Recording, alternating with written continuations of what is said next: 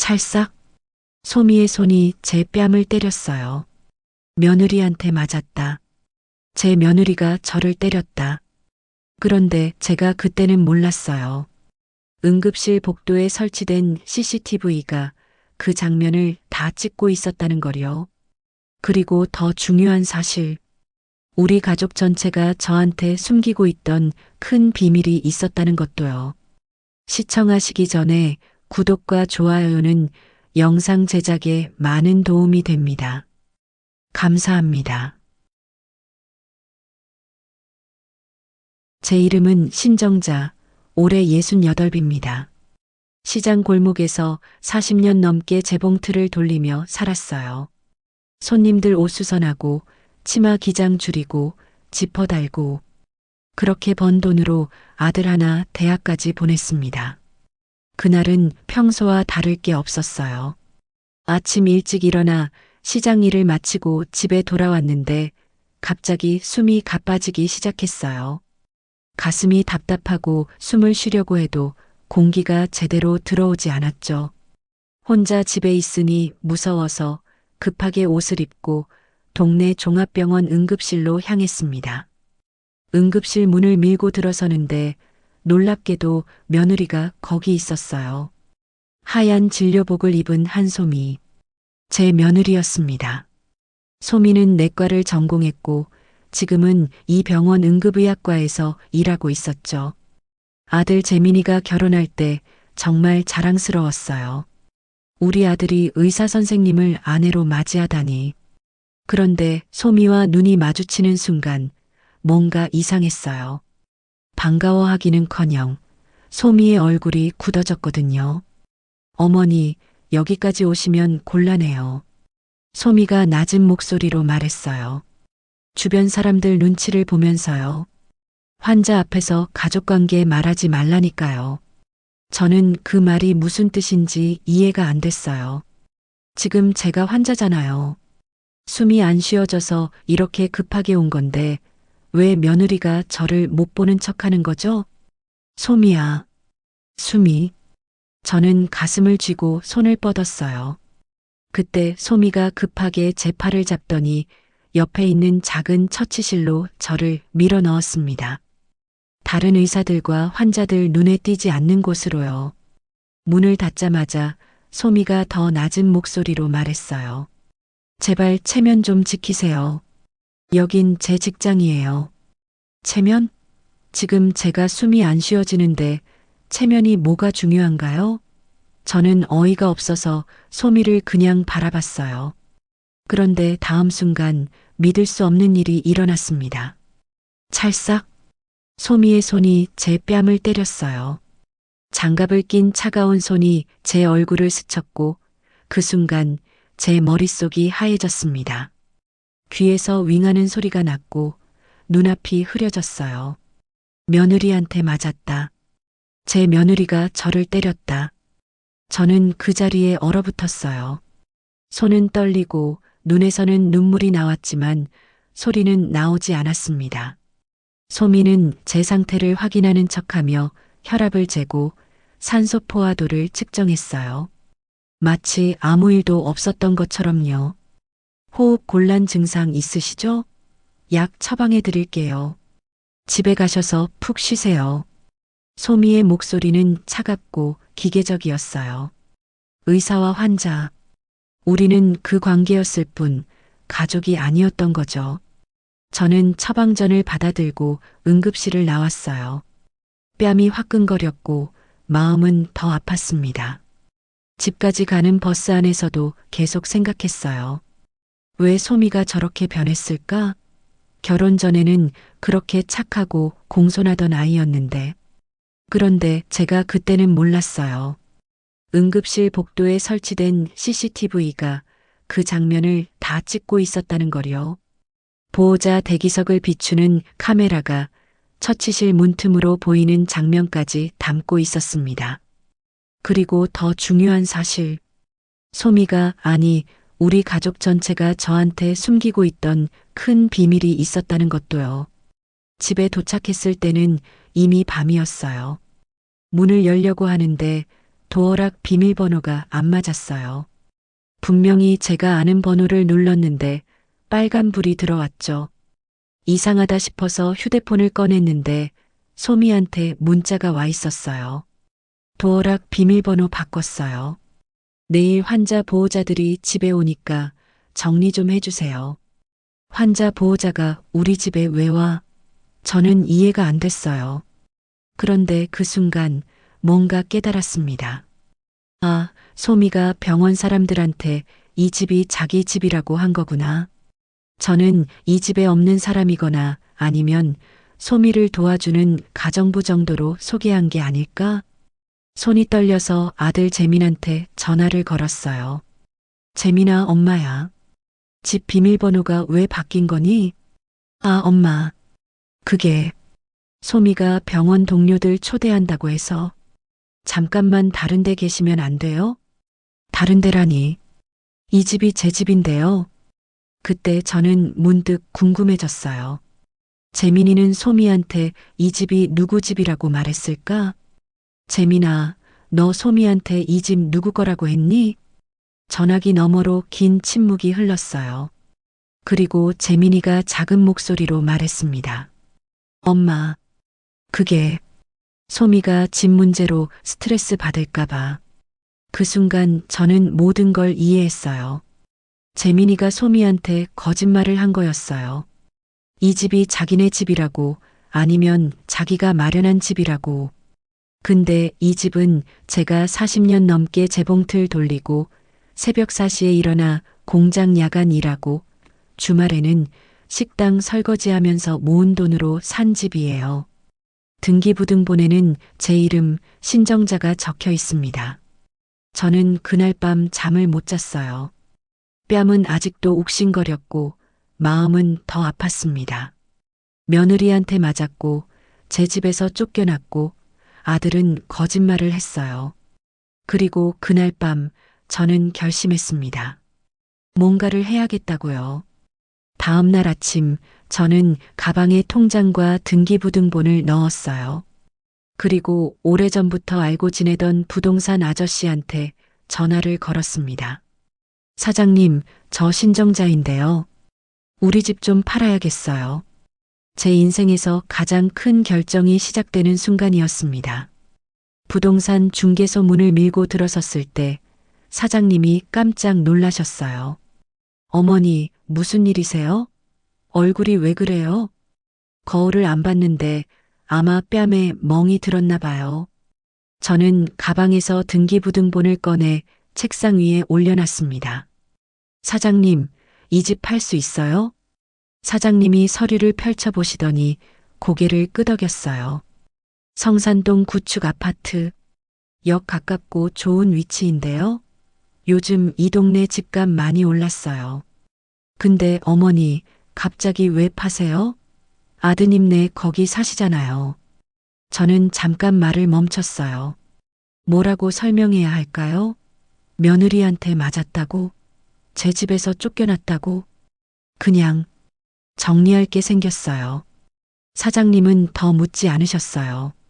대신 컴퓨터를 켜시더니 말씀하셨습니다. 어머니 댁 같은 경우는 바로 대기자 있을 거예요. 역세권에 1층 점포까지 있으면 묶음으로 팔면 좋은 값 받을 수 있고요. 아, 맞아요. 저는 아파트만 있는 게 아니에요. 1층에 작은 점포도 하나 있었죠. 예전에 옷수선집을 하려고 샀던 건데 지금은 비어 있었어요. 점포도 같이 팔게요. 빨리 팔아주세요. 그럼 제가 오늘 사진 찍고 매물 올리고 빠르면 이틀 안에 연락 올 거예요. 사장님이 말을 이었어요. 근데 어머니, 집 비우셔야 해요. 빈집으로 보여줘야 감 더 받아요. 가구랑 짐 다 빼시고요. 그 말을 듣는 순간 묘한 기분이 들었어요. 소미와 재민이가 그 집에서 살면서 제 존재를 지우려고 했던 것처럼 이제는 제가 그들의 흔적을 지울 차례가 됐네요. 알겠어요. 오늘 안에 다 빼놓을게요. 부동산을 나와서 저는 근처 용역업체에 전화를 걸었어요. 컨테이너 보관소를 운영하는 곳이었죠. 여보세요? 이삿짐 보관 좀 맡기려고 하는데요. 네, 얼마나 되세요? 아파트 한 채 분량이요. 오늘 당장 치워야 하는데 가능해요? 가능하죠. 오후 2시에 직원 보낼게요. 전화를 끊고 저는 집으로 돌아갔어요. 다행히 낮 시간이라 소미와 재민이는 없었어요. 소미는 병원, 재민이는 어디 면접 보러 갔다고 했었죠. 제가 40년 동안 산 집이지만 막상 들어가 보니 낯설었어요. 거실 한쪽에는 소미가 쓰는 명품 가방들이 진열장에 놓여 있었고 재민이 양복들이 옷장에 가득했어요. 손주 별이가 가지고 노는 장난감도 한가득이었죠. 이상했어요. 이 집에 제 물건은 거의 없었어요. 작은 방 하나에 제 옷 몇 벌과 제 봉틀 하나. 그게 전부였습니다. 언제부터였을까요? 제가 이 집에서 투명인간처럼 살게 된 게 재민이가 결혼하고 나서였던 것 같아요. 처음에 소미가 어머니, 저희끼리 살고 싶어요라고 했을 때 저는 흔쾌히 작은 방으로 옮겼어요. 젊은 부부니까 넓은 방을 써야죠. 그 다음엔 거실 인테리어를 바꿨어요. 소미 취향대로요. 제가 좋아하던 자수 액자는 내려갔고 세련된 그림들이 걸렸죠. 부엌 살림도 다 바뀌었어요. 제가 쓰던 냄비, 그릇들은 구식이라며 새 걸로 다 샀어요. 제 것들은 지하 창고로 내려갔고요. 하나씩 생각해 보니 저는 이미 오래전부터 이 집에서 밀려나고 있었던 거예요. 그런데 깨닫지 못했죠. 아니, 깨닫고 싶지 않았던 걸까요? 오후 2시 용역 직원들이 왔어요. 어머니, 다 빼드리면 돼요? 네. 방에 있는 옷, 가방, 신발, 장난감까지 다요. 거실 가구는 냅두고 개인 물건만 다 빼주세요. 직원들이 부지런히 짐을 싸기 시작했어요. 소미의 명품 가방도, 재민이 비싼 양복도, 별이 장난감도 모두 박스에 담겼습니다. 그 모습을 보면서 생각했어요. 소미는 뭐라고 할까요? 집에 와서 모든 게 사라진 걸 보면 어떤 표정을 지을까요? 짐을 다 싸고 나니 오후 5시였어요. 텅 빈 집은 더 넓어 보였어요. 그리고 쓸쓸했죠. 어머니, 보관소 주소 문자로 보내드릴게요. 찾으실 때 연락 주시고요. 고맙습니다. 직원들이 가고 저는 다시 한번 집안을 돌아봤어요. 제가 평생 모은 돈으로 산 이 집. 그런데 어느새 제 집이 아니게 된 이 집. 그때 현관문이 열렸어요. 소미였습니다. 병원에서 일찍 퇴근한 모양이에요. 어머니, 집에 계셨어요? 아, 문 비밀번호 바뀐 거. 죄송해요. 소미는 가방을 소파에 던지려다가 멈췄어요. 소파에 가방이 없다는 걸 눈치챈 거죠. 제 가방이. 그리고 거실을 둘러보더니 얼굴이 하얘졌어요. 어머니, 우리 짐이 왜 다 없어요? 저는 조용히 말했어요. 컨테이너 보관소로 옮겼어. 뭐라고요? 왜요? 우리 짐을 왜 맘대로? 소미의 목소리가 높아졌어요. 그런데 저는 이상하게 겁나지 않았어요. 어제까지만 해도 소미 눈치를 보던 제가 오늘은 달랐습니다. 이 집 팔기로 했어. 네. 소미가 입을 벌리고 저를 쳐다봤어요. 무슨 소리예요? 이 집을 팔다니? 어머니, 농담하시는 거죠? 저는 가방에서 등기부등본을 꺼내서 소미 앞에 놓았어요. 이 집 내 집이었어. 등기부에 내 이름 있지? 신정자. 내가 살던 집은 원래 내 거였어. 소미가 서류를 집어들었어요. 손이 떨리는 게 보였죠. 이게 무슨, 재민 오빠가 자기 집이라고. 거짓말이었지. 바로 그때 현관문이 또 열렸어요. 재민이었습니다. 엄마, 전화 안 받으시길래. 무슨 일 있어? 재민이가 멈춰 섰어요. 텅 빈 거실을 보고 등기부등본을 들고 있는 소미를 보고 그리고 저를 봤죠. 엄마, 이게 무슨... 소미가 소리쳤어요. 오빠, 이 집이 어머니 집이었어? 오빠가 자기 집이라고 했잖아. 재민이 얼굴이 파래졌어요. 소미야, 그게... 미안해. 미안하다고? 지금 나 완전 바보 됐잖아. 병원 사람들한테 우리 집 자랑하고 다녔는데. 소미가 울먹이기 시작했어요.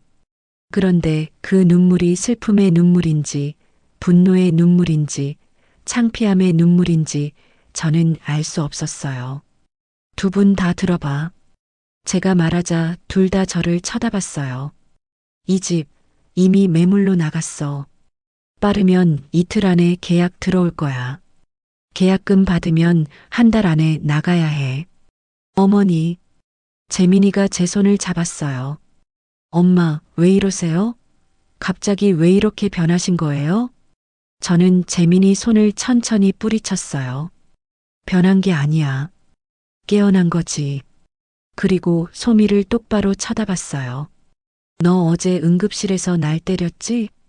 소미의 얼굴에서 핏기가 싹 가셨어요.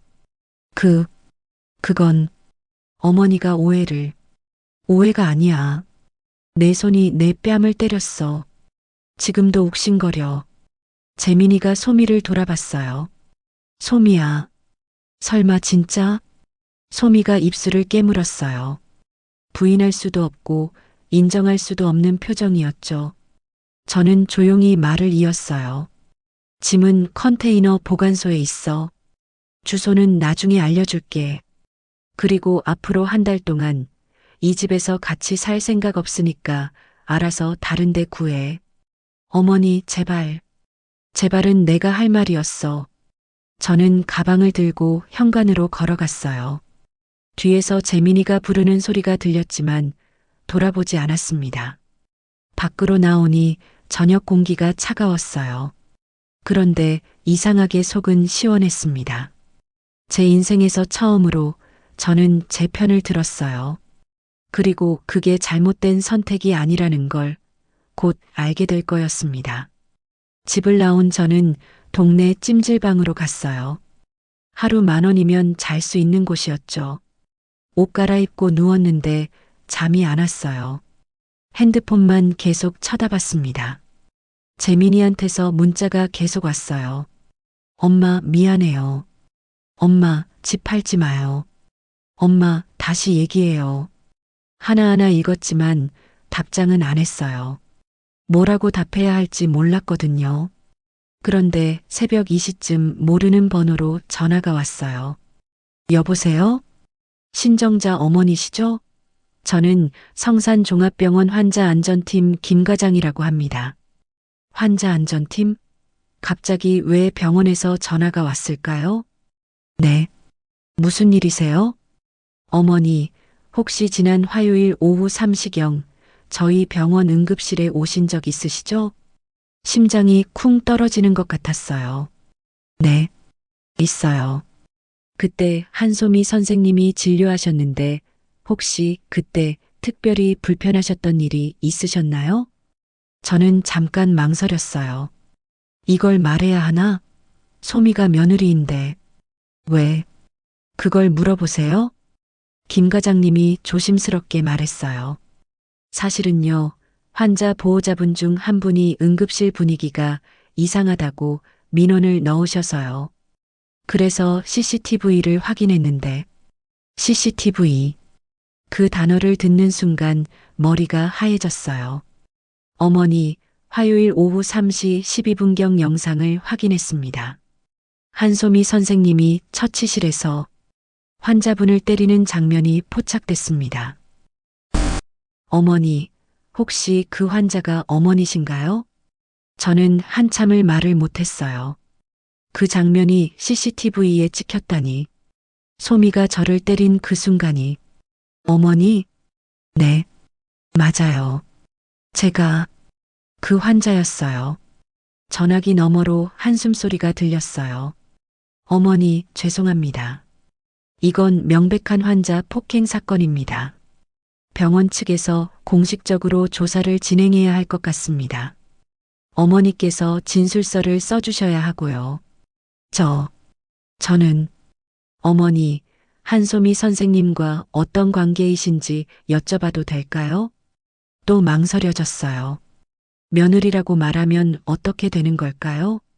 저, 며느리예요. 소미가 제 며느리입니다. 전화기 넘어가 조용해졌어요. 한참 뒤에 김 과장님이 말했습니다. 그렇군요. 이건 생각보다 복잡한 문제네요. 어머니, 내일 오전에 병원으로 한번 오실 수 있으세요? 직접 얘기를 나눠야 할 것 같습니다. 네, 알겠습니다. 전화를 끊고 나니 손이 떨렸어요. 이제 소미는 어떻게 되는 걸까요? 의사가 환자를 때렸으면 큰 문제 아닌가요? 다음 날 아침 병원 환자 안전팀 사무실로 갔어요. 김 과장님과 또 다른 분이 계셨어요. 어머니, 앉으세요. 제 옆에 계신 분은 병원 법무팀 변호사님입니다. 변호사까지? 이게 그렇게 큰 일인가요? 어머니, 먼저 영상부터 보시겠어요? 김 과장님이 노트북을 돌렸어요. 화면에는 응급실 복도가 보였고 처치실 문이 반쯤 열려 있었어요. 영상이 재생됐어요.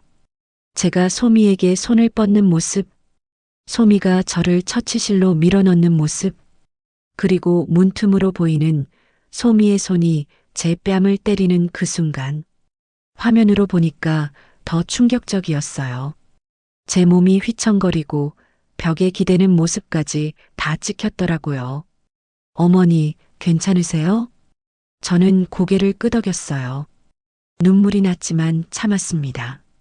어머니께서 경찰에 신고하시면 이건 폭행죄로 처벌받을 수 있습니다. 그리고 병원 측에서도 한소미 선생님을 징계할 수밖에 없고요. 징계요? 네, 최소 근무정지, 최악의 경우 면허 정지까지 갈 수 있습니다. 면허 정지. 그 말을 듣는 순간 복잡했어요. 소미가 의사가 되기 위해 얼마나 고생했는지 알거든요. 전공의 시절, 밤새 일하고 욕먹고 버텨온 시간들. 어머니, 결정은 어머니께서 하시는 겁니다.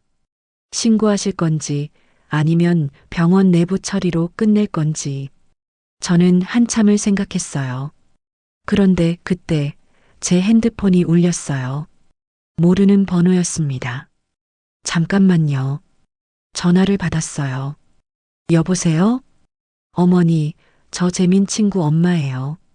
우리 성산 맘카페 아시죠? 성산 맘카페? 동네 엄마들 모임인데 왜 전화가 왔을까요? 네, 아는데요. 어머니, 지금 카페에 난리 났어요. 어머니 며느리 되는 분. 그 의사 선생님 말이에요. 가슴이 철렁했어요.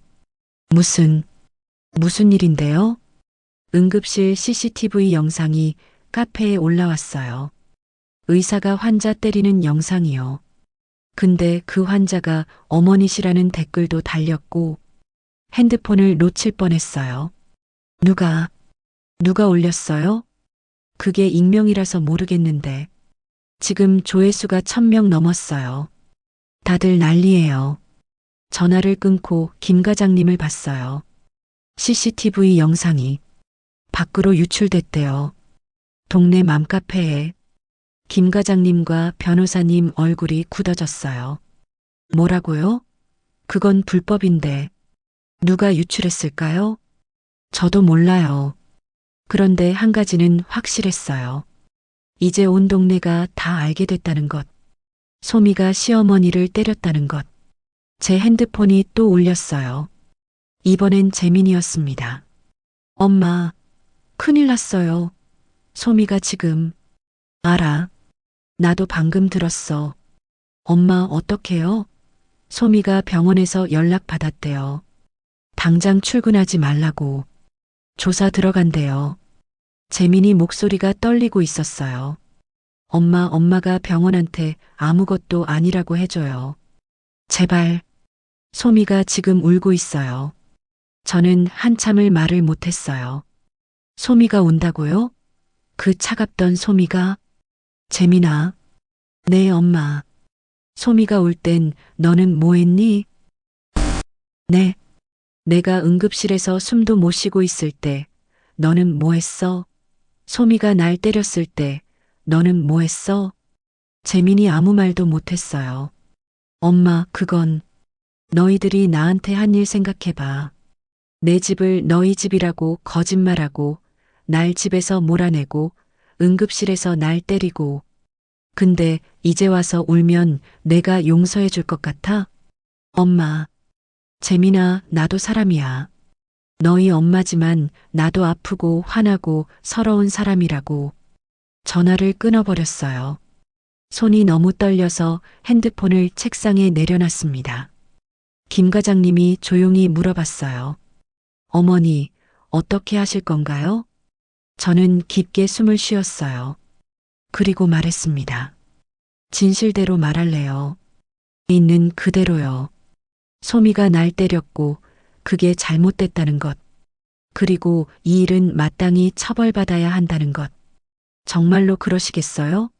며느리분인데 며느리라고 해서 잘못을 덮어줄 순 없잖아요. 오히려 의사니까 더 큰 잘못이죠. 환자를 때리다니. 김 과장님이 고개를 끄덕였어요. 알겠습니다. 그럼 진술서 작성 도와드리겠습니다. 그날 오후 저는 진술서를 썼어요. 소미가 저를 어떻게 대했는지, 응급실에서 무슨 일이 있었는지, 그 뒤로 무슨 일이 벌어졌는지 다 적었습니다. 진술서를 제출하고 병원을 나오는데 현관 앞에서 소미를 만났어요. 소미는 화장기 없는 얼굴로 서 있었어요. 눈은 빨갛게 부어 있었고요. 어머니, 소미가 제 앞을 막아섰어요.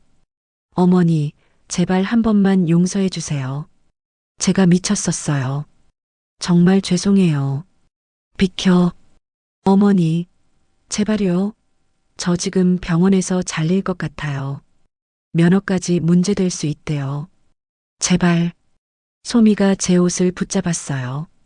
그런데 저는 냉정하게 그 손을 뿌리쳤습니다. 소미야. 네, 어머니. 너 그때 나한테 뭐라고 했지? 체면 좀 지키라고 했잖아. 여긴 내 직장이라고. 이제 내가 체면을 잃게 됐네. 내 직장에서. 소미의 얼굴이 새하얘졌어요. 내가 날 때렸을 때 나도 이렇게 무너지는 기분이었어. 근데 넌 신경도 안 썼잖아. 어머니, 정말 죄송해요. 사과는 이미 늦었어. 넌 기회가 있었어. 그날 밤 전화했을 때 진심으로 사과할 기회가 있었지. 근데 넌 뭐라고 했어? 조용히 넘어가 달라고 했잖아. 저는 소미를 지나쳐서 걸어갔어요. 뒤에서 소미가 우는 소리가 들렸지만 돌아보지 않았습니다. 집으로 가는 버스 안에서 핸드폰을 켰어요. 성산맘 카페를 검색해 봤습니다. 정말로 영상이 올라와 있었어요. 그리고 댓글이 수백 개였습니다.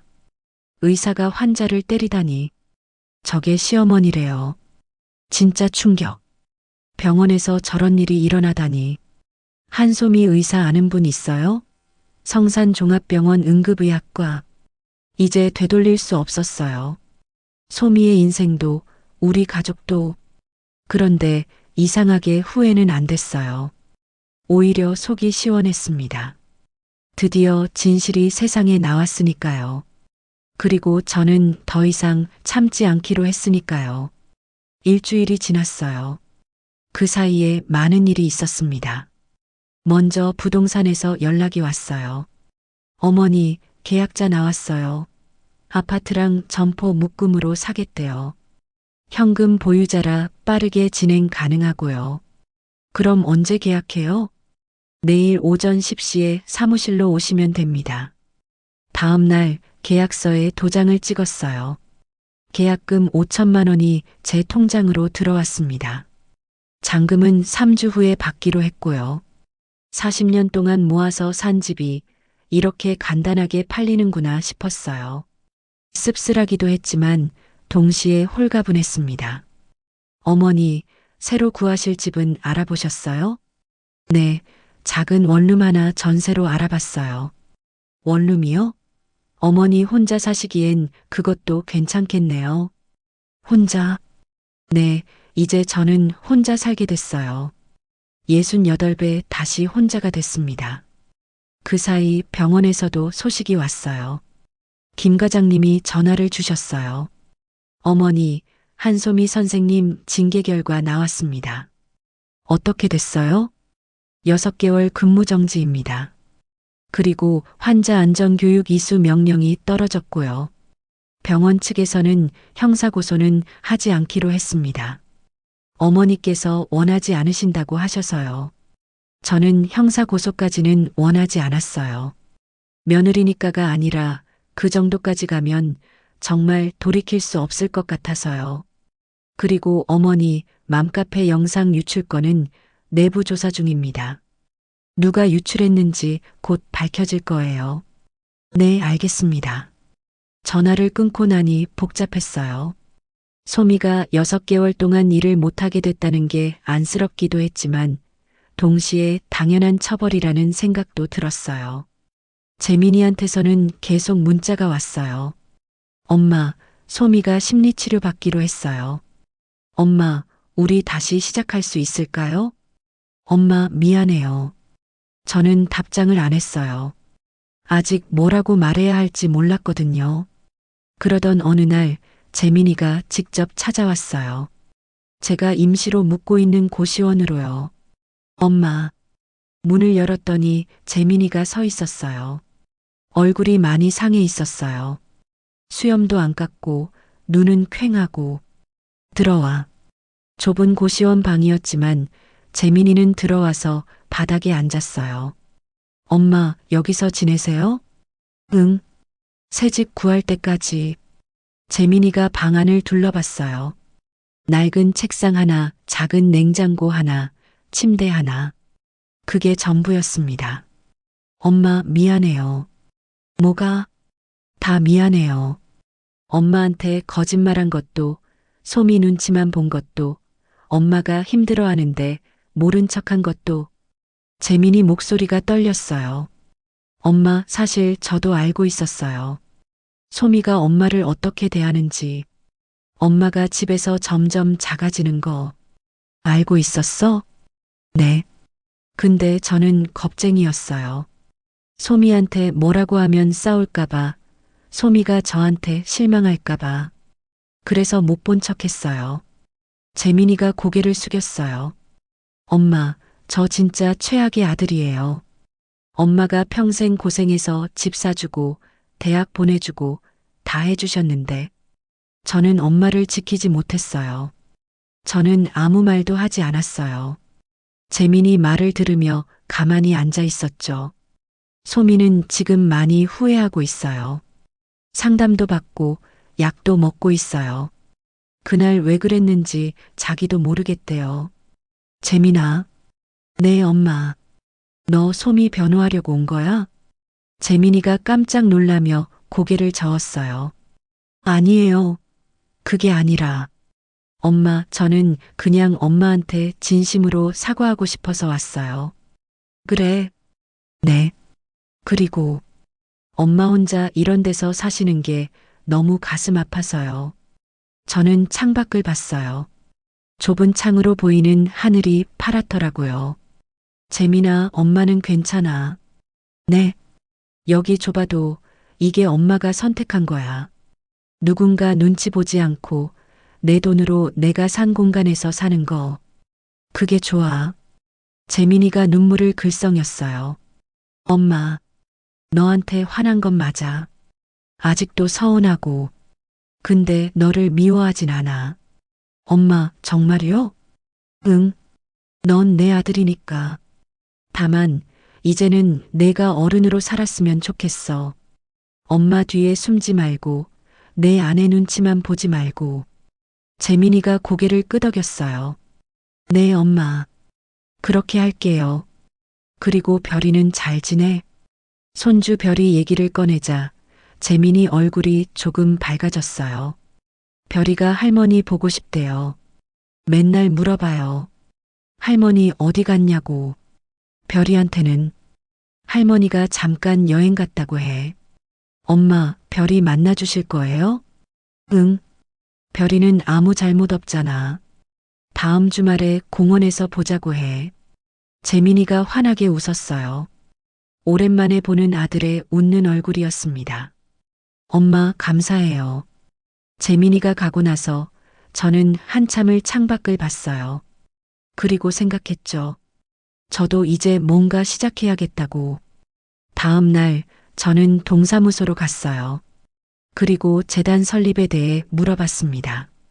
소규모 장학기금 만들고 싶은데요. 어떻게 해야 해요? 직원분이 친절하게 설명해 주셨어요. 생각보다 복잡하진 않았어요. 필요한 서류도 알려주시고요. 어머니, 장학기금 만드시려면 목적이 명확해야 해요. 어떤 분들을 돕고 싶으세요? 저는 잠깐 생각했어요. 학교를 중간에 그만둔 사람들이요. 다시 공부하고 싶은 중년들이요. 낮에는 일하고 밤에 공부하는 사람들이요. 아, 그런 분들을 위한 야간학습 장학금이네요? 네, 맞아요. 직원분이 메모를 하시더니 말씀하셨어요. 좋은 일 하시네요. 이름은 뭐로 하실 거예요? 정자재단이요. 신정자. 신정자 어머니 성함으로 하시는 거네요? 네. 제 이름으로 하고 싶어요. 집 잔금이 들어오면 거기서 일부를 재단에 쓰기로 했어요. 많은 돈은 아니지만 누군가에게는 희망이 될 수 있을 거라고 생각했습니다. 그리고 저도 하고 싶은 게 생겼어요. 검정고시요. 저는 중학교를 중퇴했어요. 집이 가난해서 일찍 일을 시작했거든요. 평생 공부를 못한 게 한이었는데 이제는 해볼까 싶었어요. 서점에 가서 검정고시 교재를 샀어요. 국어, 영어, 수학, 사회, 과학. 5권이 묵직했습니다. 고시원 방에 돌아와서 책을 펼쳤어요. 글자들이 낯설었지만 하나씩 읽어나갔어요. 그렇게 일주일이 또 지났습니다. 어느 토요일 오후 드디어 별이를 만났어요. 동네 공원에서요. 할머니, 별이가 달려왔어요. 8살 손주는 여전히 예뻤습니다. 우리 별이 할머니 많이 보고 싶었어? 응. 할머니 어디 갔었어? 할머니 잠깐 여행 다녀왔어. 별이 선물 사왔지. 저는 가방에서 작은 인형을 꺼냈어요. 토끼 인형이었죠. 별이가 좋아하는 거예요. 와, 고마워요, 할머니. 별이를 안고 그네를 밀어줬어요. 별이가 웃으며 더 높이 라고 소리쳤죠. 그 순간 행복했어요.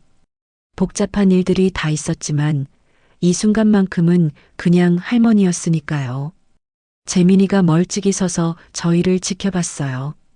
개입하지 않고 그냥 지켜만 봤죠. 1시간쯤 놀고 나서 별이한테 말했어요. 별아, 할머니가 새 집으로 이사가.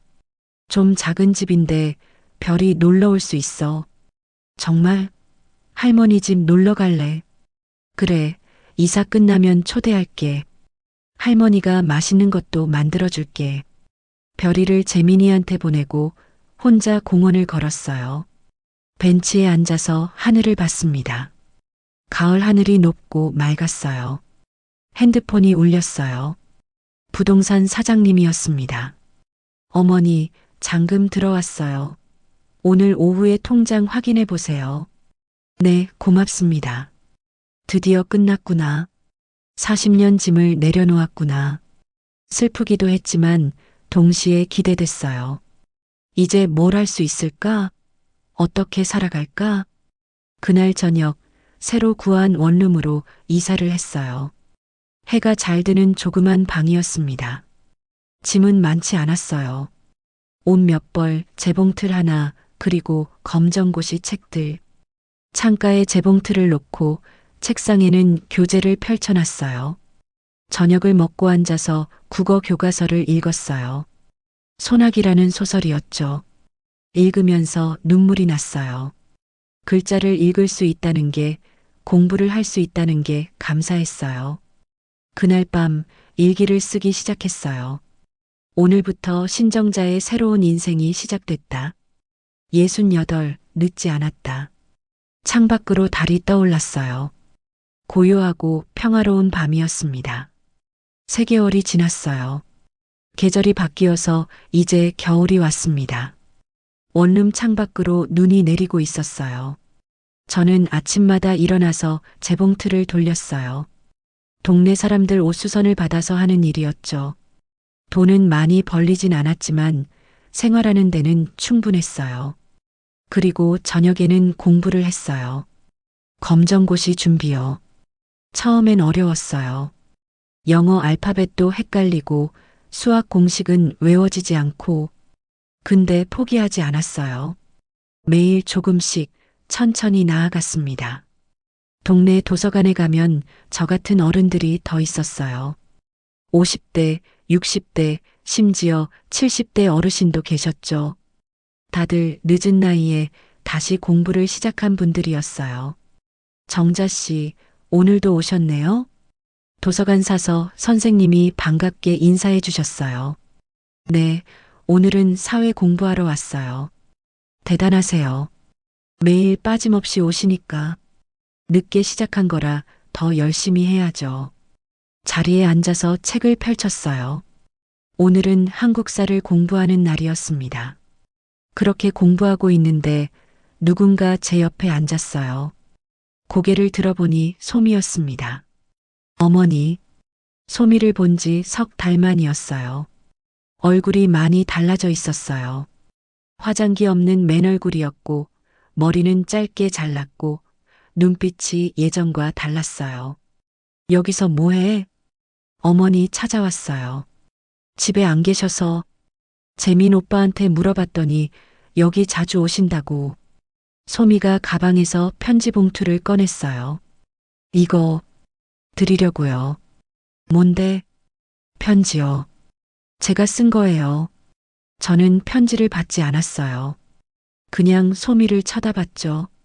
어머니, 읽어주세요. 제발이요. 소미 눈에 눈물이 고였어요. 그런데 예전처럼 계산된 눈물이 아니었어요. 진짜 눈물이었죠. 저는 한숨을 쉬고 편지를 받았어요. 여기서는 안 읽을 거야. 집에 가서 읽을게. 네. 감사합니다, 어머니. 소미가 일어서려다가 말했어요. 어머니, 저 지금 상담 받고 있어요. 일주일에 3번씩이요. 그리고 분노 조절 프로그램도 듣고 있고요. 제가 왜 그랬는지 이제 조금 알 것 같아요. 전공의 때부터 쌓인 스트레스, 완벽해야 한다는 강박, 그리고 체면에 대한 집착. 소미가 말을 이었어요. 변명하려는 게 아니에요. 그냥 어머니한테 제 상태를 설명하고 싶어서요. 소미야. 네, 어머니. 너 의사 일은 어떻게 됐어? 소미가 잠깐 망설이더니 대답했어요. 6개월 정직 끝나고 다른 병원으로 옮겼어요. 작은 동네 병원이요. 거기서 다시 시작하려고요. 그래. 어머니, 저 진짜 많이 반성했어요. 매일 그날 생각하면서 자책하고, 제가 정말 잘못했어요. 저는 아무 말도 하지 않았어요. 소미는 잠시 더 서 있다가 작게 인사하고 나갔습니다. 혼자 남아서 편지 봉투를 만지작거렸어요. 무거웠습니다. 두꺼운 편지였어요. 집에 돌아와서 편지를 펼쳤어요. 어머니께. 제가 이 편지를 쓰기까지 석 달이 걸렸습니다. 무슨 말부터 해야 할지, 어떻게 사과해야 할지 몰랐습니다. 먼저 정말 죄송합니다. 어머니를 때린 것, 어머니를 무시한 것, 어머니의 집을 제 집인 것처럼 착각한 것, 모두 용서받을 수 없는 일입니다. 상담 선생님이 물어봤습니다. 왜 그랬냐고. 처음엔 모르겠다고 했습니다. 그런데 상담을 받으면서 조금씩 보이기 시작했어요. 저는 어릴 때부터 완벽해야 했습니다. 공부도 1등, 의대도 꼭 가야 하고 의사가 돼서도 완벽해야 했습니다. 전공의 시절 선배들한테 욕먹고 무시당하면서도 참았어요. 참고 또 참았습니다. 그러다 보니 언젠가부터 약한 모습을 보이는 게 두려웠어요. 누군가에게 도움을 청하는 것도요. 그래서 어머니가 저한테 다가오는 게 싫었던 것 같아요. 어머니가 저를 걱정하고 저를 아껴주는 게 오히려 부담이었어요. 제 약한 모습이 드러날까봐 두려웠습니다. 특히 병원에서요. 동료들 앞에서 시어머니가 나타나면 제가 완벽하지 않은 사람처럼 보일까봐, 집안 형편이 어려운 사람처럼 보일까봐, 그게 얼마나 이기적이고 잔인한 생각이었는지 이제야 알았습니다. 어머니는 평생 고생하시면서 아들을 키우셨고, 집을 마련하셨고, 저를 며느리로 받아주셨습니다. 그런데 저는 그 은혜를 배신했습니다. 지금 저는 작은 병원에서 일합니다. 큰 병원처럼 화려하지 않아요.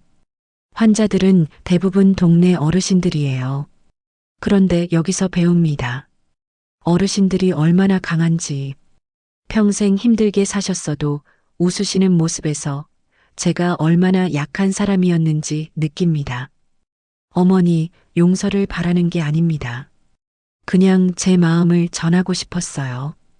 어머니가 행복하시길 바랍니다. 어머니가 하고 싶은 일 다 하시길 바랍니다. 그리고 언젠가, 정말 언젠가는 제가 조금이나마 어머니께 도움이 되는 사람이 되었으면 좋겠습니다. 며느리 소미 올림. 편지를 다 읽고 나니 눈물이 났어요. 화가 나서가 아니라 복잡한 감정 때문이었어요. 소미도 아팠구나. 완벽해야 한다는 압박 때문에 약한 모습을 보일 수 없어서 그래서 날 밀어낸 거구나. 이해가 됐어요. 용서는 아직은 모르겠지만요. 다음 날 동사무소에서 연락이 왔어요. 신정자 씨, 재단 설립 승인 났습니다. 정말요? 네. 정자재단 정식으로 등록됐어요. 축하드립니다. 손이 떨렸어요. 제 이름으로 된 재단. 평생 처음이었습니다. 그 돈으로 첫 장학생을 선발했어요. 동네 도서관에 공고를 냈더니 신청자가 5명 왔어요. 38살의 검정고시 준비하는 싱글맘, 45살의 간호조무사 자격증 따려는 아저씨, 50둘의 컴퓨터 배우려는 아줌마. 다들 저처럼 늦게 시작하는 분들이었어요. 저는 3분을 선발했어요. 한 분당 매달 30만 원씩 1년 동안 지원하기로 했습니다. 감사합니다, 어머니. 싱글맘이 눈물을 흘렸어요. 덕분에 아이 걱정 덜고 공부할 수 있어요. 그 모습을 보면서 행복했어요. 제가 누군가에게 도움이 되고 있다는 게. 그날 저녁 재민이한테 전화가 왔어요. 엄마, 나 취직됐어. 정말? 응. 작은 회사지만 제대로 된 정규직이야. 급여도 괜찮고. 재민이 목소리가 밝았어요. 오랜만에 듣는 밝은 목소리였습니다. 다행이다, 아들. 엄마, 이제 나도 제대로 살 거야. 소미랑도 새 출발하고 엄마한테 용돈도 드릴 수 있고. 용돈은 됐어. 너희들이 잘 사는 게 효도야. 엄마, 사랑해요. 나도. 전화를 끊고 창밖을 봤어요. 눈이 그치고 있었습니다. 그리고 한 달 뒤 검정고시 시험을 봤어요. 시험장에 들어가는데 떨렸어요. 68배 처음 보는 시험이었거든요. 주변에는 젊은 학생들도 있었지만 저처럼 나이 든 분들도 계셨어요. 다들 긴장한 얼굴이었죠. 시험 시작. 문제를 풀면서 생각했어요. 이게 꿈인가? 내가 정말 시험을 보고 있나? 국어, 영어, 수학, 사회, 과학. 어려운 문제도 있었지만 최선을 다했어요. 시험이 끝나고 나올 때 누군가 저를 기다리고 있었어요. 재민이, 소미, 그리고 별이었습니다. 할머니, 별이가 달려와서 제 다리를 껴안았어요. 할머니, 시험 어땠어요? 할머니 열심히 했어. 재민이가 꽃다발을 내밀었어요. 엄마 고생하셨어요. 소미는 멀찍이 서 있었어요. 다가오지 못하고 그냥 저를 바라보고 있었죠. 저는 소미를 봤어요. 그리고 천천히 고개를 끄덕였습니다. 소미 눈에 눈물이 그렁그렁 맺혔어요. 용서는 아니었어요.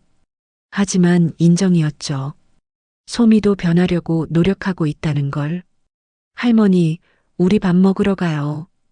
별이가 제 손을 잡았어요. 그래, 우리 별이. 밥 먹으러 가자. 네 식구가 함께 식당으로 걸어갔어요. 어색했지만 나쁘지 않았습니다. 한 달 뒤 합격 통지서가 왔어요. 검정고시 합격.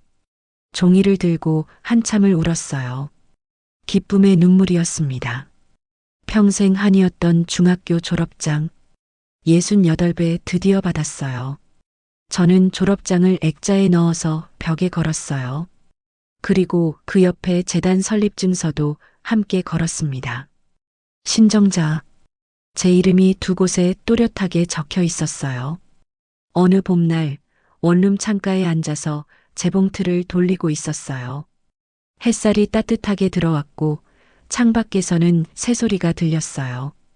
핸드폰이 울렸어요. 재단 장학생 중 한 분이었습니다. 어머니, 저 간호조무사 시험 붙었어요. 정말요? 축하해요. 어머니 덕분이에요. 정말 감사해요. 전화를 끊고 웃음이 났어요. 누군가의 꿈을 응원할 수 있다는 게 이렇게 기쁜 일인지 몰랐어요. 거울을 봤어요. 주름 많은 얼굴이었지만 밝았어요. 응급실에서 맞았던 뺨의 상처는 이미 사라졌습니다. 그날 밤 일기를 썼어요. 오늘 나는 행복했다. 누군가를 도왔고 누군가가 고마워했고 나는 나로 살았다. 68배 시작한 인생이지만 늦지 않았다. 체면보다 존엄을 택했고 침묵보다 진실을 택했고 가족이라는 이름보다 나의 이름을 택했다. 그리고 알았다. 슬픔과 분노 끝에서 비로소 시작되는 삶이 있다는 걸. 응급실에서 맞았던 그날 내 인생이 끝난 줄 알았다. 그런데 그날이 새로운 시작이었다. 빈집을 떠난 다음 날 나는 나를 되찾았다. 그 사실만으로도 충분하다. 신정자 68살. 오늘도 나는 나로 산다. 일기장을 덮고 창밖을 봤어요. 봄비가 내리고 있었어요.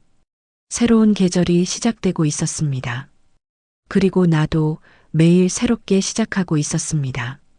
나의 이름으로. 오늘의 사연, 여러분은 어떻게 생각하시나요? 댓글로 여러분의 다양한 의견과 느낌을 들려주세요. 구독과 좋아요는 영상 제작에 많은 도움이 됩니다. 감사합니다.